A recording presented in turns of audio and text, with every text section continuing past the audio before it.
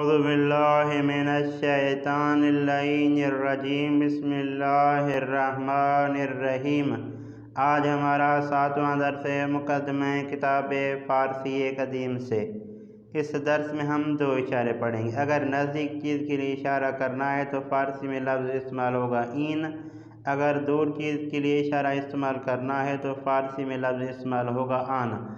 आज का दर्स हमारा यही है। बाकी इसी चीज़ को समझाने के लिए आपके सामने चंद मिसालें लिखी गई हैं। इन मिसालों को पढ़ता हूँ, इनका तर्जमा करता हूँ और उम्मीद करता हूँ कि ये चीज़ आपको समझ में आ गई होगी। सबसे पहली मिसाल है इन सी बस्त ये सेब है। आपने देखा नज़दीक चीज़ के लिए इशारा करने के लिए लफ्ज़ इन को इस्तेमाल किया गया। दूसरी मिसाल है आन अनारस्त वो अनार है। आपने देखा दूर चीज़ के लिए इशारा करने के लिए फ़ारसी में लफ्ज़ आन को इस्तेमाल किया गया। अब हमारी तीसरी मिसाल है आन किताबस्त वो किताब है।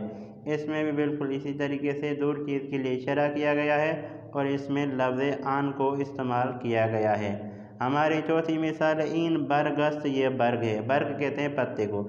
ये बर्ग आपने देखा नज़दीक चीज़ के लिए इशारा करने के लिए फ़ारसी में लफ्ज़ इन को इस्तेमाल किया गया।